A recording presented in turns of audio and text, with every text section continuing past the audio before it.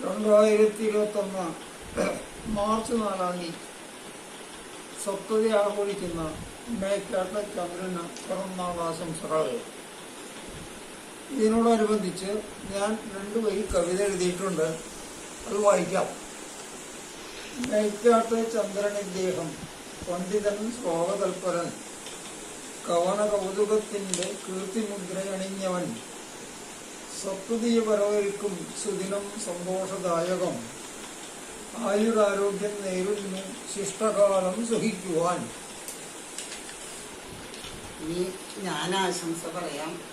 ഏട്ടന് 70 വയസ്സ് കഴിയാന്നൊക്കെ പറയുമ്പോൾ വിശ്വസിക്കാനേ പറ്റുന്നില്ല. കാരണം ഞങ്ങളുടെ കുട്ടിക്കാലം വളരെ രസകരമൊക്കെ ആയിരുന്നു. സെറ്റായിട്ടാണ് ഞങ്ങൾ ചന്ദ്രൻ, ഇന്ദിര, ബാലകൃഷ്ണൻ പരമേശ്വരൻ, സുബു, സുരു, വസന്താനന്ദനൻ, അങ്ങനെയാണ് പറയുക. ഒരു ചന്ദ്രൻ, ഇന്ദിര, ഞങ്ങൾ സീനിയേഴ്സാണല്ലോ. അപ്പോൾ ഞങ്ങളുടെ കുട്ടിക്കാലം ഞങ്ങൾ തമ്മിൽ തല്ലൂടൊക്കെ ചെയ്യും. പക്ഷേ ഏട്ടൻ ആരെയായിട്ടും തല്ലൂടിയിട്ടില്ല.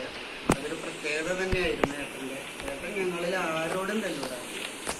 ഞങ്ങൾ കുറച്ച് പരസ്പരമൊക്കെ തല്ലൂടും, ചെറുതായിട്ടൊക്കെ തല്ലൂടുന്നല്ലാണ്ട് അങ്ങനെ ഒരു വഴക്കോ ബഹളോ ഒന്നും ഞങ്ങളെ ഉണ്ടായിട്ടില്ല.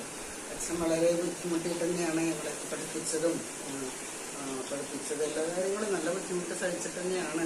പിന്നെ ഏട്ടൻ്റെ കുട്ടിക്കാലത്തെ പ്രത്യേകത, ഏട്ടനൊരു 6ാം ക്ലാസ്സിലൊക്കെ എത്തിയപ്പോൾ തന്നെ കവിതയൊക്കെ എഴുതാൻ തുടങ്ങി.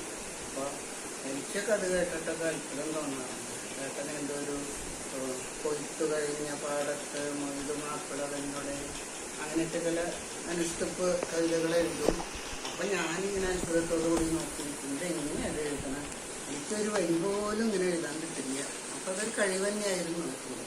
പിന്നെ ഏട്ടൻ വലുതായി, പിന്നെ പ്രാരബ്ധങ്ങളൊക്കെ കഴിഞ്ഞ് എൻ്റെ പെൺകുടിയും കൂടിയും കഴിഞ്ഞിട്ടാണ് ഏട്ടൻ ഹൈദരാബാദിൽ ജോലിയായിട്ട് പോയിരുന്നത്.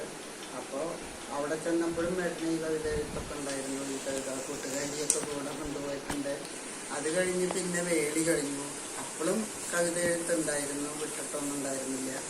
അതും കഴിഞ്ഞ് റിട്ടയർമെൻ്റ് ആയപ്പോഴാണ് ഒരു അക്ഷരശ്ലോകം കൂടി കൂടെ തുടങ്ങിയത്. അങ്ങനെ ഏട്ടന് അക്ഷരശ്ലോകം, കവിത, അതിൽ കുറേ അവാർഡുകൾ കിട്ടിയിട്ടുണ്ട്, അക്ഷരശ്ലോകത്തിലുണ്ട്. അങ്ങനെ ഒരു ഒത്തിരി നല്ലൊരു നിലയിലായി. അപ്പോൾ ഞങ്ങൾക്കൊക്കെ അത് വളരെ സന്തോഷമായി. ഞങ്ങൾക്ക് കഴിവില്ലെങ്കിലും അങ്ങനെയുള്ള ഒരാളുടെ സഹോദരി എന്നുള്ള നിലയ്ക്ക് ഞാൻ അഭിമാനം കൊള്ളുക. അങ്ങനെ ഏട്ടൻ്റെ കവിതകൾ സമാഹരിച്ചിട്ട് ഒരു പുസ്തക രൂപത്തിലാക്കാൻ വേണ്ടി വളരെ അധികം പ്രയത്നിച്ചു. പരമേശ്വരനൊക്കെയാണ് കാര്യമായിട്ട് പ്രയത്നിച്ചത്. അങ്ങനെ അത് കഴിഞ്ഞ വർഷത്തിൽ കാറ്റിൻ്റെ വേദാന്തം എന്ന് പറയുന്ന പുസ്തകമായിട്ട് അത് പ്രസിദ്ധീകരിക്കാൻ സാധിച്ചു എന്നുള്ളത് ഒരു ഞങ്ങൾക്കെല്ലാവർക്കും നല്ലൊരു കാര്യമായിട്ട് തോന്നി. ഞങ്ങളത് വളരെയധികം മോഹിച്ചൊരു കാര്യമായിരുന്നു. അപ്പോൾ അത് സാധിച്ചു. ആ പുസ്തകത്തിലെ ഒരു കവിത ഞാൻ കുറച്ച് ചൊല്ലാം. എൻ്റെ സ്വന്തം എന്നാണ് ആ കവിത. അത് ഭക്തപ്രിയയിൽ പ്രസിദ്ധീകരിച്ചു വന്നതാണ്. ഇതാണ് ആ കവിത.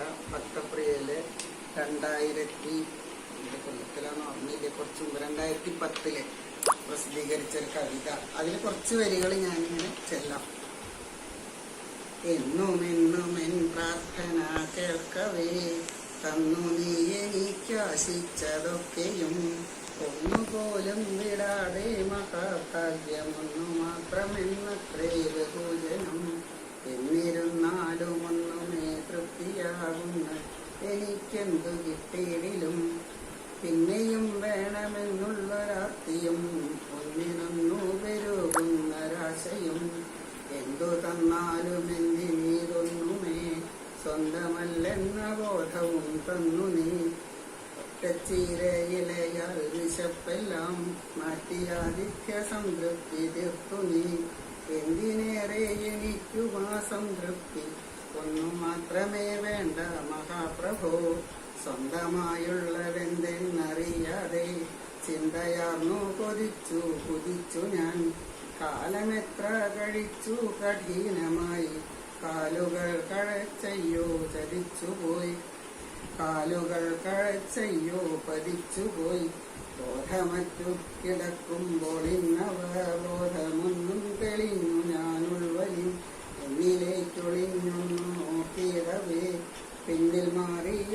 വിരിച്ച കൈകളും കണ്ണയാർന്ന മുഖവും കരിമുകിൽ വർണ്ണമേനിയും മന്ദസ്മിതാഭയും കിങ്ങിനിയും കളയും സമഞ്ജസ പങ്കുവയ്ക്കും മധുരസനവുമായി പത്തുമെല്ലെ പതുങ്ങി നിൽക്കും നിന്നെ ചേർത്തു ഞാൻ എന്നിൽ ഇന്നു ഞാൻ തൃപ്തനായി സ്വന്തമായുള്ളതെന്തെന്നറിഞ്ഞു ഞാൻ സ്വന്തമായുള്ളതെന്നറിഞ്ഞു ഞാൻ.